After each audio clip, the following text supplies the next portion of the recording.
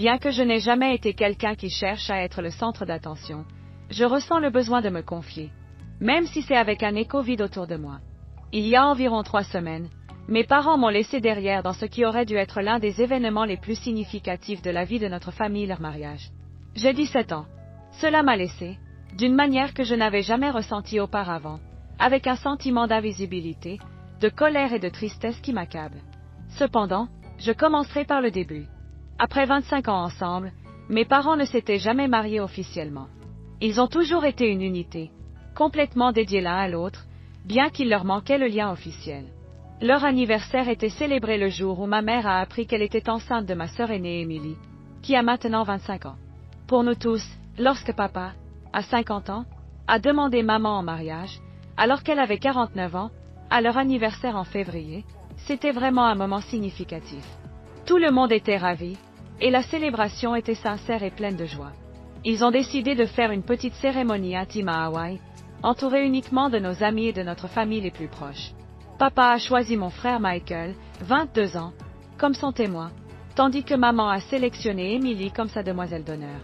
Cela ne m'a pas dérangé de ne pas être invitée à participer. Je m'y attendais. Alors que papa et Michael partageaient leurs liens à travers le football, les réparations de voitures et d'autres sujets masculins, Emily a toujours eu une relation étroite avec maman, appréciant des moments ensemble à faire du shopping ou à discuter de tout ce qui leur venait à l'esprit. Papa a même entraîné brièvement l'équipe de Michael au lycée. Ces liens existaient, mais il me manquait un dans le même sens pour l'un d'eux. Au fil des ans, j'ai essayé à plusieurs reprises de m'impliquer dans leur passion, mais je n'arrivais jamais à y rester. Maman et Emily sortaient faire du shopping ou me laissaient simplement derrière, comme si cela n'avait pas d'importance. Parfois, je rejoignais papa et Michael pour aller à un match, juste pour me sentir comme le poisson hors de l'eau. Quand j'en avais l'occasion, j'essayais de faire partie de l'activité. Malheureusement, j'étais toujours ignorée. Je ne suis pas sûre s'ils se rendaient compte que je n'étais pas vraiment enthousiasmée, ou s'ils ne se souciaient simplement pas assez de m'inclure. Cela me faisait sentir comme si j'étais celui qui n'avait pas de rôle défini dans notre dynamique familiale, comme si j'étais un ajout tardif. Avec l'avancement des préparatifs du mariage, j'ai commencé à remarquer de petites manières dont j'étais exclue. Une fois, quelqu'un a suggéré que je pourrais être la demoiselle d'honneur, mais Emily a rapidement rejeté l'idée, arguant que ce serait plus charmant pour son fils de 3 ans. Plus tard, ma grand-mère a commenté que peut-être je pourrais dire quelques mots ou lire un poème pendant la cérémonie. Cependant, quand elle en a parlé à mes parents, ils ont exprimé qu'ils préféraient garder les choses simples et discrètes, loin de tout discours émotionnel.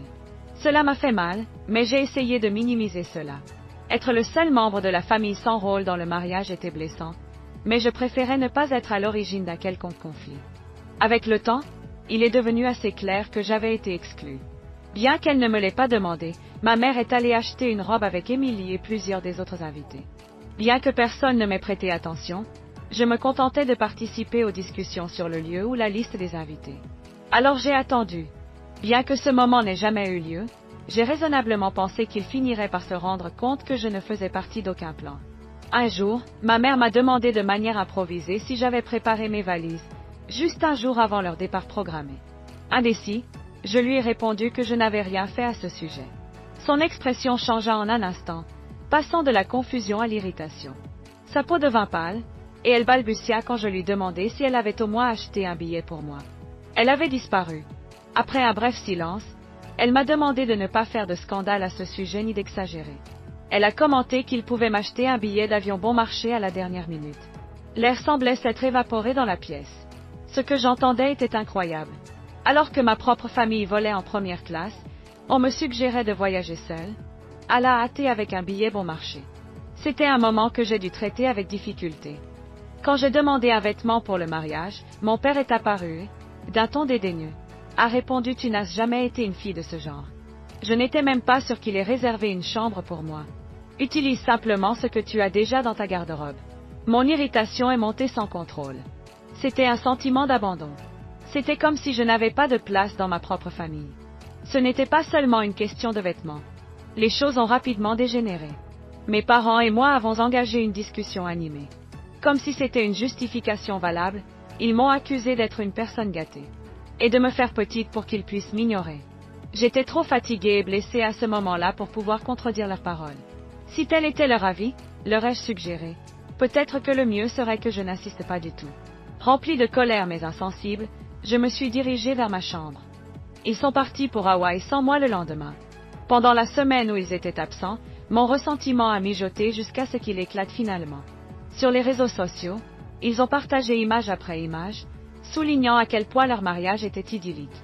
Amis et membres de la famille ont commencé à remarquer mon absence sur les photos. Et mes parents ont assuré que j'avais contracté le Covid accidentellement juste avant le voyage. Une évidence fausse. C'était le dernier clou dans le cercueil. J'ai rapidement passé le test Covid. J'ai publié une image de mon résultat négatif et je l'ai accompagné d'un commentaire disant je ne suis pas du tout malade. J'ai juste été oublié. J'ai tagué tous ceux qui avaient demandé de mes nouvelles, leur disant que je n'avais même pas été invité ni considéré jusqu'à la veille du mariage. Les gens ont commencé à interroger mes parents immédiatement, et ma publication a éclipsé leur mariage parfait. Ma famille a réagi avec une hostilité rapide et intense. Au début, je me suis senti satisfait d'avoir défendu mes intérêts. Cependant, à mesure que l'ampleur des réactions de ma famille s'installait dans mon esprit, j'ai commencé à me sentir dégonflé, même un peu coupable. Ils m'ont traité de non désobligeant et m'ont accusé d'avoir ruiné leur journée. J'ai commencé à me demander si j'avais agi de manière incorrecte. Aurais-je pu réduire cette distance de manière plus efficace? Le doute a commencé à m'assaillir. Bien que cela me faisait mal de le considérer, je suis revenu à une seule vérité. Je m'étais ignoré. Plus tard dans la nuit, j'ai appelé ma grand-mère, qui réside dans un autre État et n'a pas pu assister au mariage pour des raisons de santé. Elle a toujours été une grande source de réconfort, signalant avec sensibilité chaque fois que mes parents faisaient preuve de favoritisme, juste au moment où Jen avait le plus besoin. Je lui ai tout partagé les mois d'ignorance, le billet perdu et comment ils sont partis sans dire au revoir. Elle a écouté calmement, me réconfortant tout en laissant échapper toute la frustration accumulée. À la fin de l'appel, je me suis sentie plus légère et elle m'a assuré que rien de tout cela n'était de ma faute, en promettant qu'elle serait toujours à mes côtés. Même avec ma propre famille absente, ma grand-mère a toujours été une personne sur qui je pouvais compter. Elle m'a suggéré de commencer à regarder vers l'avenir, de créer un plan et d'avoir foi que je pourrais compter sur son soutien. La conversation a été réconfortante et chaleureuse.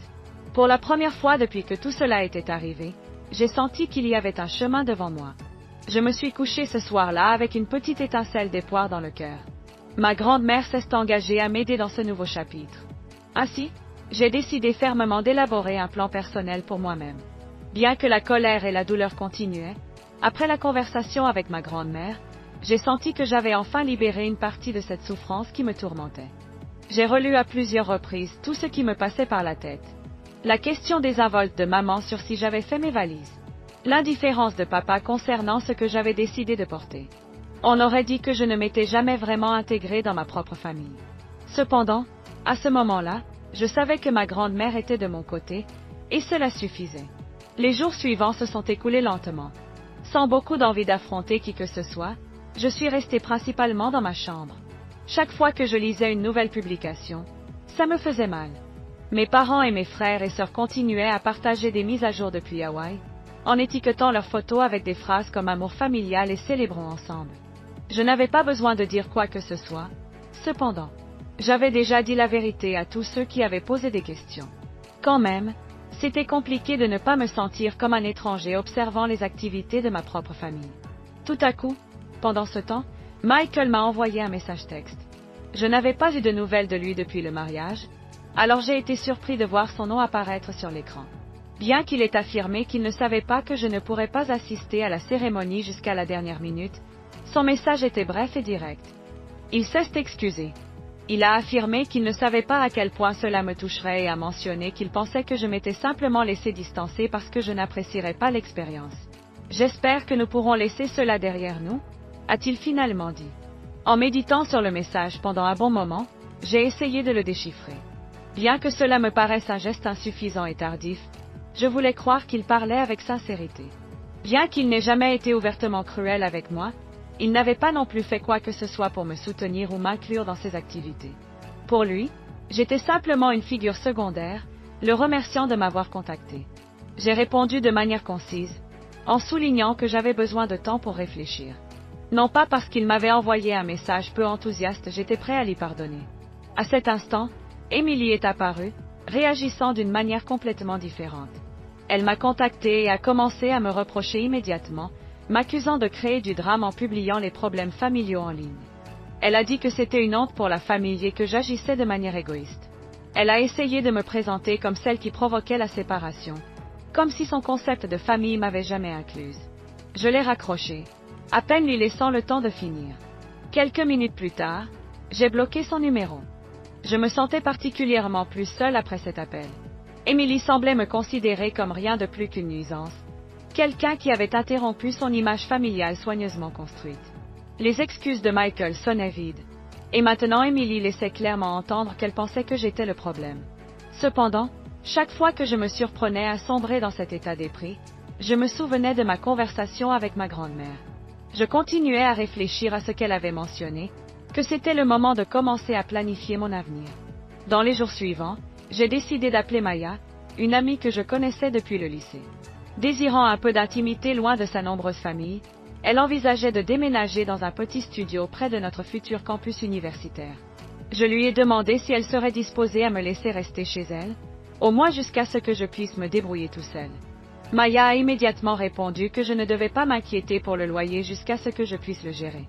Nous avons parlé de l'avenir pendant des heures, un sujet que nous attendions tous les deux avec enthousiasme, car cela signifiait vivre selon nos propres termes. L'enthousiasme de Maya à m'aider m'a fait sentir valorisée d'une manière que je n'avais pas expérimentée récemment, bien qu'à un niveau intellectuel, j'étais prêt à avancer. Je n'avais encore rien emballé.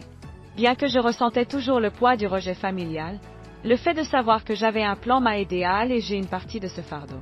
Pour la première fois, j'ai senti qu'il y avait un monde au-delà des limites de ma famille. Quelques jours après avoir concrétisé mes projets avec Maya, j'ai reçu un autre appel de ma grand-mère. Elle avait exprimé à mes parents exactement ce qu'elle pensait de leur manière de me traiter. Et manifestement, la conversation ne s'était pas bien déroulée. Ma mère se lamentait, affirmant qu'elle ne savait pas quoi faire. Mon père est resté ferme, disant que j'étais devenue invisible et qu'il m'avait tout simplement ignorée. Après sa conversation avec eux, ma grand-mère m'a appelée. Elle n'était pas prête à accepter cette situation. D'une voix douce mais déterminée, elle a continué: ne t'inquiète de rien. Je te soutiendrai dans tout ce que je peux. Ton oncle et moi sommes ici pour te voir.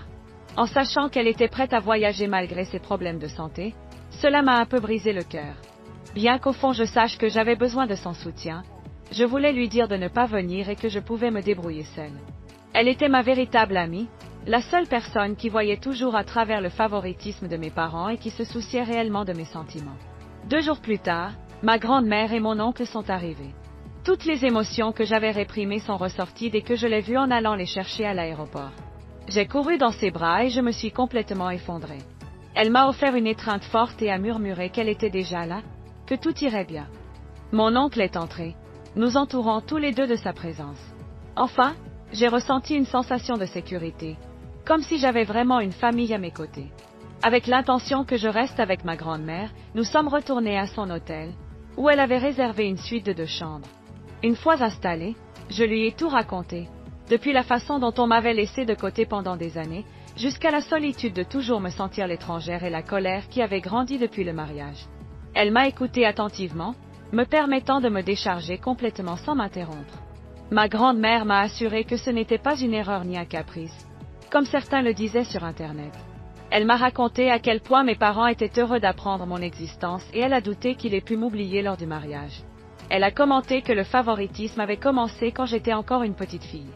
Avoir un autre enfant a accablé maman et papa, tandis que j'étais une fille timide et sensible, très différente d'Emily et Michael, qui étaient toujours extravertis. Avec le temps, ils se sont simplement éloignés de moi. Écouter ma grand-mère était réconfortant, car au moins ce n'était pas à cause de quelque chose que j'avais mal fait. Cela me faisait mal de penser que mes propres parents s'étaient éloignés, juste parce que je ne correspondais pas à leur modèle idéal. Ma grand-mère m'a promis qu'elle interviendrait si mes parents essayaient un jour d'utiliser l'argent comme moyen de contrôle ou de retirer des fonds pour l'université. Elle m'a encouragée à trouver un emploi par moi-même, pour apprendre à être indépendante, et elle m'a assuré qu'elle m'aiderait aussi avec le loyer, pour que je puisse emménager avec Maya. Bien que je ressente un peu de honte, une profonde sensation d'appréciation m'a envahi. Cela ressemblait à un nouveau départ. Grâce au soutien financier de mes parents, j'avais toujours mené une vie raisonnablement bonne, mais à ce moment-là, je comprenais comment cette dépendance m'avait laissé exposée. Mon objectif était de me libérer de cela. Je voulais leur prouver, ainsi qu'à moi-même, que je n'avais pas besoin de personne qui ne m'avait jamais vraiment vu. L'approbation de ma grand-mère me donnait la certitude que je pouvais entreprendre le chemin vers mon indépendance. Ce après-midi-là, ma grand-mère, mon oncle et moi sommes retournés chez mes parents. Ils n'avaient aucune idée de notre arrivée. Les expressions de mes parents lorsque je suis entrée avec eux reflétaient la surprise et la honte. Ma grand-mère n'a pas perdu une seconde. Elle m'a demandé de monter chercher mes affaires pendant qu'elle et mon oncle discutaient avec eux. J'étais sur le point de déménager. Ne voulant pas trop entendre la discussion animée qui se déroulait en bas, j'ai rapidement emballé l'essentiel. Cependant, j'ai pu saisir des fragments de la conversation. Le ton défensif de mon père et le sanglot de ma mère résonnaient dans l'air. Lorsque je suis finalement arrivée avec mes valises, mes parents étaient dans un état silencieux d'attente. Ma mère, les yeux enflés par les larmes, s'est tournée vers moi et a ouvert les bras, essayant de reconnecter une fois de plus. J'ai croisé son regard, mais je suis restée immobile. En sortant avec ma grand-mère, j'ai compris qu'il n'y avait pas de retour en arrière. Je ne pouvais rester nulle part. Je me sentais invisible, sans essayer de les punir de quelque manière que ce soit. J'ai laissé cette maison derrière moi, ressentant le soulagement qui me libérait pour la première fois. Accompagner ma grand-mère et mon oncle hors de la maison de mes parents a ressemblé à passer d'un univers à un autre, laissant derrière toute la charge émotionnelle. En retournant à l'hôtel, ma grand-mère m'a immédiatement réconfortée, m'assurant que j'étais maintenant en sécurité et que je n'aurais pas à revenir à moins que je ne le décide. Elle m'a raconté que mes parents avaient créé des justifications pour masquer leur manque de considération et ont assuré qu'ils n'avaient pas pensé à ma participation au mariage. Bien que la situation semblait toujours irréelle, il y avait un endroit de paix où je pouvais enfin réfléchir à mes propres besoins. Le lendemain, ma grand-mère et moi sommes allés voir le studio que Maya avait trouvé. Bien que nous sachions toutes les deux que ce n'était pas l'endroit idéal, j'étais déterminée à faire en sorte que cela fonctionne. Il était évident à notre arrivée que l'endroit était plus détérioré que ce que nous avions anticipé. Sur les rebords du plafond de la salle de bain, il y avait de la moisissure, de la rouille sur les appareils électroménagers et même des dégâts d'eau sur l'un des murs. Avec juste une fenêtre qui laissait à peine entrer la lumière, l'espace était petit et étouffant, créant une atmosphère oppressante. Ma grand-mère a jeté un coup d'œil et a hoché la tête, reflétant son mécontentement et son inquiétude face à ce que nous avions trouvé. Lorsque Maya a répondu, la grand-mère a souligné à quel point cela semblait dangereux, et nous savions toutes les deux que ce n'était pas l'endroit adéquat pour nous. C'était un avertissement qui a profondément marqué notre compréhension. Elle était tendre, mais ferme. La grand-mère a discuté avec les parents de Maya de notre recherche d'un espace qui nous serait plus accueillant et sûr. Son inquiétude était sincère et palpable dans chaque mot. Avec empathie, les parents de Maya se sont offerts pour aider avec certains frais afin que nous puissions nous permettre une meilleure maison. Leur disposition était un soulagement face à notre situation pressante. Nous avons commencé à explorer l'option d'un nouvel appartement avec un objectif renouvelé en tête. Cette fois, le sentiment que nous recherchions un véritable foyer était écrasant. Au cours des jours suivants, nous avons visité d'innombrables logements. Chacun d'eux devenait une partie de notre voyage, même si tous ne répondaient pas à nos attentes. Certains étaient excessivement chers, tandis que d'autres manquaient d'espace suffisant. Cependant, nous avons finalement trouvé un bel appartement de 2 chambres dans un quartier acceptable. La structure était robuste et avait un jardin partagé et une petite terrasse, des détails qui faisaient la différence. Au moment où je suis entrée, j'ai su que j'avais enfin un endroit où je me sentais protégée et reconnue. Maya l'adorait aussi. L'expression sur le visage de la grand-mère en disait long. Son soutien inconditionnel me donnait la confiance dont j'avais besoin. Les choses ont commencé à se dérouler rapidement après que nous avons signé le contrat de location, comme si l'univers alignait tout en notre faveur. Emballant le peu de choses qu'il me restait chez mes parents, j'ai passé la semaine suivante dans ce processus. Chaque fois que je revenais chercher mes affaires, ma mère se mettait à pleurer, s'excusait et essayait d'expliquer ses raisons. Bien que je gardais mes réponses brèves et aimables, j'avais du mal à me connecter à mes émotions. Chaque visite ressemblait à la clôture d'un chapitre, un adieu silencieux mais percutant. Encore plus troublant, mon père avait à peine le courage de me regarder dans les yeux. Un jour, il a tenté de s'excuser, en indiquant qu'il n'avait pas compris comment je me sentais toutes ces années. Bien que j'ai perçu sa lutte intérieure, je n'étais pas prêt à répondre simplement. Alors, je me contentais de hocher la tête, dit que je comprenais et m'éloignais. Le jour où j'ai emporté ma dernière boîte de la maison, ma sœur Émilie m'a appelé. Elle ne cesse pas d'excuser. Au lieu de cela, elle m'a attaqué, m'accusant d'agir égoïstement et d'exagérer en rompant la famille. J'ai répondu de manière minimale, puis j'ai bloqué son numéro.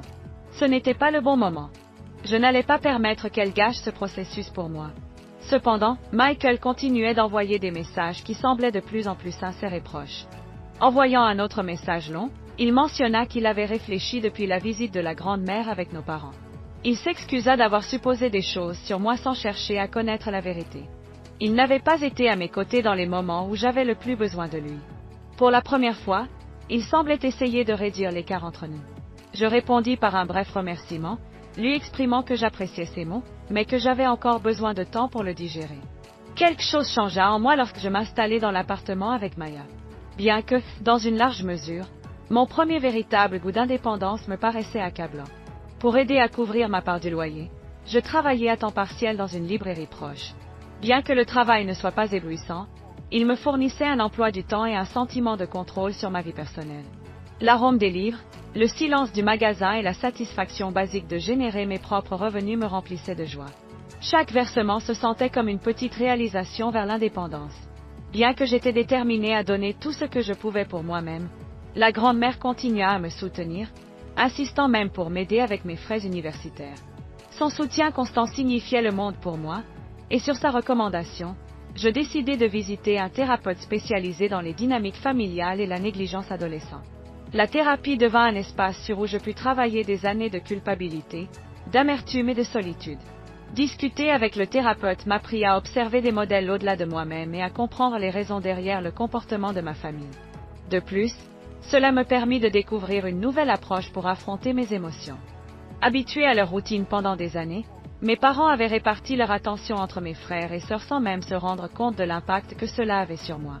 Les voir de loin était étrange, comme des personnages d'une histoire qui n'appartenait plus à mon monde.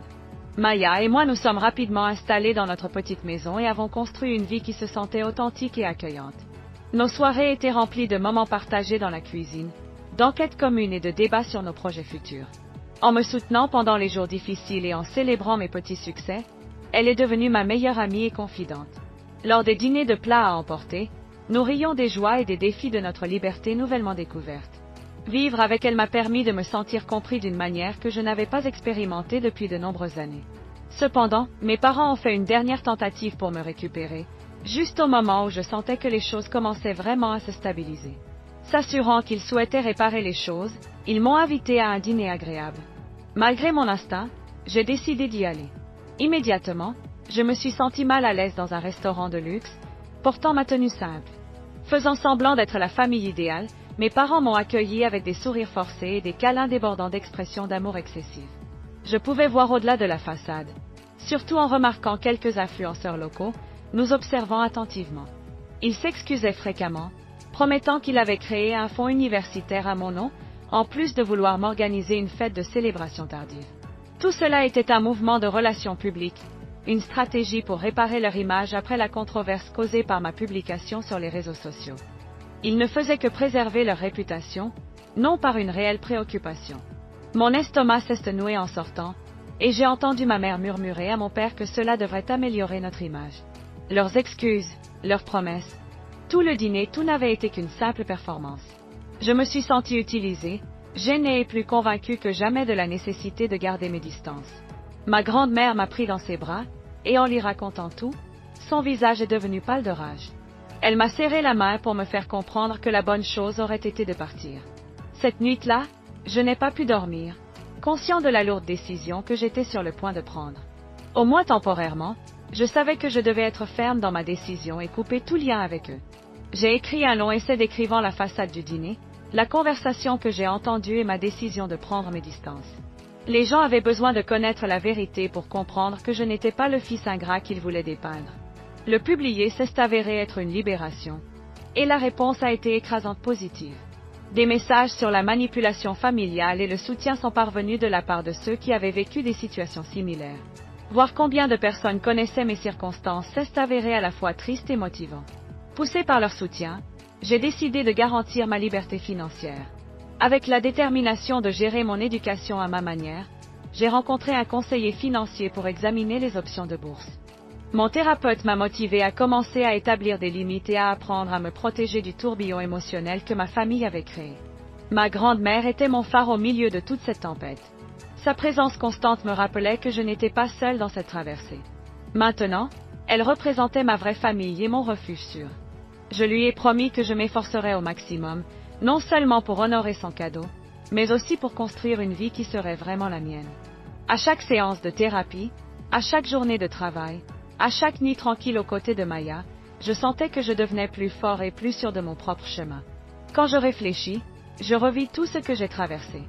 Les années de désattention, la solitude, la souffrance de me sentir un étranger au sein de ma propre famille. Et bien que ces souvenirs causent encore de la douleur, ils n'ont plus de pouvoir sur moi. Entouré de personnes qui se souciaient vraiment de moi, je vivais une vie à ma manière pour la première fois. Bien que cela n'ait pas été un chemin simple, chaque effort en valait la peine. J'ai ressenti une liberté inconnue, un détachement de la désattention reçue de la part de ma famille. Finalement, je forgeais quelque chose de réel et découvrais une force qui avait été cachée en moi tout ce temps. Tout a changé soudainement, me laissant étourdi juste au moment où je commençais à trouver le calme. J'ai reçu une lettre quelques semaines après la publication de mon récit. Mes parents me poursuivaient en diffamation. Ils affirmaient que mes publications avaient nui à leur réputation personnelle et professionnelle, exigeant une rétractation, des excuses et une indemnisation financière conséquente. Voir les noms de mes propres parents dans une assignation contre moi était étrange. J'anticipe leur colère, peut-être plus de désaccord, mais un conflit légal n'était pas ce à quoi je m'attendais. Cette possibilité n'avait jamais traversé mon esprit comme quelque chose qu'ils pourraient considérer. Avec des mains tremblantes, j'ai essayé d'assimiler ce qui se passait et j'ai immédiatement contacté ma grand-mère. Elle était furieuse non seulement à cause de la poursuite, mais aussi par la mesure à laquelle mes parents étaient prêts à aller pour préserver leur image. Elle a ajouté, d'une voix ferme mais avec une lueur de rage. C'est leur manière de t'intimider. Elle était claire sur un point. Tu ne vas pas traverser cela seul. Ils veulent que tu te taises, que tu t'adaptes. Elle m'a promis qu'elle me soutiendrait quoi qu'il arrive et a contacté un avocat qu'elle connaissait, quelqu'un ayant de l'expérience dans les conflits familiaux. Les jours suivants se sont écoulés dans une brume de réunions avec des avocats et de négociations. Notre avocat nous a dit que nous avions de bons arguments. Ce que j'avais écrit sur mon blog était basé sur mon expérience personnelle et je l'avais partagé sans aucune mauvaise intention. La liberté d'expression, affirmait-il, était un droit qui devait être défendu. Écouter cela m'a fourni un certain soulagement, bien que le stress était insupportable. Être loin de ma famille était une chose. Une toute autre était de savoir qu'il agissait délibérément contre moi de manière si sévère. J'ai commencé à remettre en question tout ce que j'avais fait, car la situation me laissait exposée et vulnérable. Ce qui était pire, c'est que l'affaire a déclenché une série de conséquences. Non seulement à cause de ma publication, mais aussi en raison de l'attention médiatique autour de l'affaire, qui nuisait à leur entreprise. De vieux amis de la famille, pris au piège, ont commencé à communiquer avec moi en tant que client, tandis que des associés refusaient de s'engager avec l'INCIDE. C'était horrible, mais je me suis rappelé pourquoi j'avais décidé de parler en premier lieu. Certains se sont approchés pour m'offrir leur soutien, tandis que d'autres étaient d'accord avec mes parents, exprimant qu'il leur semblait incroyable que je puisse me retourner contre ma propre famille. Le plus inattendu de tout ce processus a été la façon dont il a réussi à rapprocher mon frère Michael de moi. Je ne pouvais pas permettre qu'on me fasse taire. Il me contactait plus souvent, et nous explorions des sujets que nous n'avions jamais discutés auparavant. Il m'a avoué qu'il était mécontent du comportement de nos parents et commençait à reconnaître comment, au fil des années, il m'avait maltraité. Il essayait de comprendre mon point de vue pour la première fois, ce qui a aidé à alléger un peu de la solitude que j'avais ressentie. Son soutien m'a fait réaliser que peut-être tous les membres de ma famille n'étaient pas si indifférents à ma souffrance que je l'avais supposé. Mon thérapeute m'a aidé à rester concentré, à établir des limites et à me concentrer sur mon bien-être tout au long de ce processus. Il m'a rappelé que la guérison prend du temps et que, même si cela signifiait affronter mes parents, j'avais tout à fait le droit de me défendre. Nos séances sont devenues un refuge où je pouvais absorber tout ce que je ressentais, un espace où je pouvais être honnête sans avoir à me soucier des répercussions. La thérapie avait commencé comme un moyen de comprendre la dynamique familiale, mais elle était désormais essentielle pour faire face à cette tempête juridique.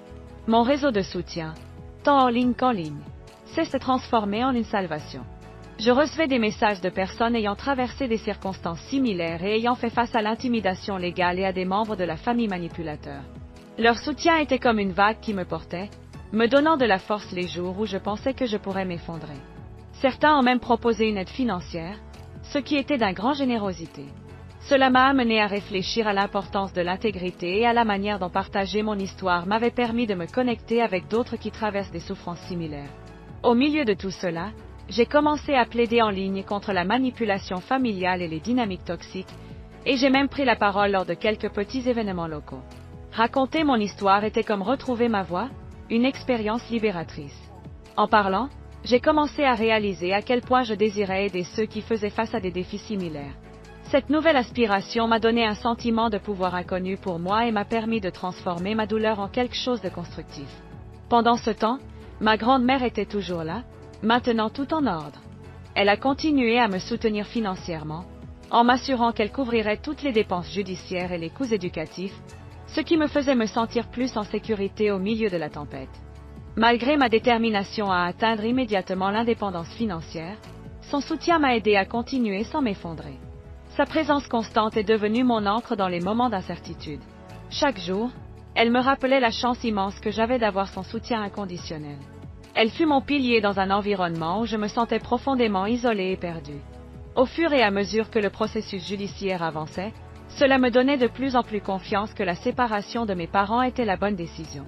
C'était un pas vers la libération personnelle. Je ne ressentais aucune trace de culpabilité. En fait, l'affaire a démontré que sa réputation avait toujours été plus importante que la mienne, ce qui m'a encouragée à aller de l'avant sans regarder en arrière. L'avocat de ma grand-mère a lutté avec beaucoup d'ardeur, et nous avons finalement pu établir les conditions nécessaires pour qu'elle puisse rester à l'écart du regard du public. Bien que le soulagement ait été considérable, un goût amer est resté présent dans mon cœur. Bien que mes parents aient tenté de me vaincre, je suis sortie de ce combat plus fort et plus déterminée que jamais. Avec les batailles juridiques derrière moi, j'ai pu me concentrer sur la construction de la vie que j'avais toujours désirée et que je méritais. Maya et moi apprécions notre petite maison accueillante, riant, partageant des histoires, et savourant le simple plaisir que procure l'indépendance. Je trouvais du réconfort dans ma routine quotidienne et de la satisfaction avec chaque salaire que je recevais tout en continuant à travailler dans la librairie. Le soutien de ma grand-mère me tenait fidèle à mes objectifs et m'encourageait à me promettre de vivre une vie qui me rendrait réellement heureux, ainsi rendant sa générosité en nature. Un jour, Michael m'a surpris en m'appelant pour me demander si nous pourrions nous rencontrer. Malgré mes doutes initiaux, j'ai décidé d'accepter son invitation. Nous sommes dans un café, et il s'est ouvert à moi sur la façon dont la demande l'avait profondément affecté et son incapacité à comprendre pourquoi nos parents étaient allés si loin. À ce moment-là, on pouvait sentir le poids de ses pensées et le désir de trouver des réponses qui semblaient évasives. Encore une fois, il s'excusa de ne pas avoir compris ce qu'il avait vécu auparavant. Son regret résonnait dans l'air, rempli d'une sincérité palpable qui parlait de son désir de guérir les vieilles blessures de notre relation. Sa voix dégageait une authenticité que je n'avais pas perçue auparavant, une véritable tristesse qui touchait les profondeurs de son être. Cette connexion émotionnelle était intense et me fit réfléchir à nos expériences partagées. Pour la première fois, je ressentis un élan d'optimisme peut-être, juste peut-être, pourrais-je reconstruire quelque chose avec lui. Je compris à travers notre conversation que libérer ma colère ne signifiait pas minimiser ce qui s'était passé. Je pouvais choisir de pardonner pour ma propre paix intérieure plutôt que de le faire pour son confort. Ensemble, Michael et moi décidâmes d'essayer de nous retrouver, sans la pression des attentes familiales, en nous rapprochant petit à petit. Ce fut un petit progrès, une opportunité de chercher ma propre guérison sans un plan défini. Les mois s'écoulèrent, et la vie trouva son propre rythme. Je me plongeai dans mon travail, découvris des choses nouvelles et exploitai mon indépendance récemment acquise. Chaque jour était un pas vers l'autoréalisation. Mon thérapeute m'aida à comprendre que, bien que les blessures de la négligence familiale seraient toujours présentes, elles n'étaient pas ce qui me définissait. Je commençai à établir des limites, à prendre soin de moi et, surtout, à m'accepter comme digne d'amour et de respect, une croissance qui me remplissait de satisfaction. Un après-midi, alors que je m'asseyais avec ma grand-mère, ce souvenir de ce qui s'était passé nous connecta d'une manière spéciale. En serrant ma main, elle m'exprima sa fierté pour la force que j'avais réussi à montrer au fil des ans. Cette connexion me remplissait d'énergie et d'amour. Je porterai avec moi le souvenir de cet amour qui m'avait soutenu dans mes heures les plus sombres. Bien que l'avenir fût incertain, je sentais que je pouvais l'affronter avec courage, consciente que maintenant je pouvais vivre selon mes propres règles. En regardant en arrière, je compris que la décision la plus difficile mais essentielle que j'avais prise fut de me défendre. Il s'agissait de revendiquer ma place dans le monde, pas de chercher vengeance ou de nourrir des rancunes. De l'enfant qui se sentait invisible, j'avais parcouru un long chemin. Et maintenant, avec l'amour de ma grand-mère et le soutien de ceux qui se souciaient vraiment de moi, J'étais enfin sur la voie de devenir la personne que j'avais toujours voulu être. Chaque pas dans ce voyage me rapprochait un peu plus de mon vrai moi.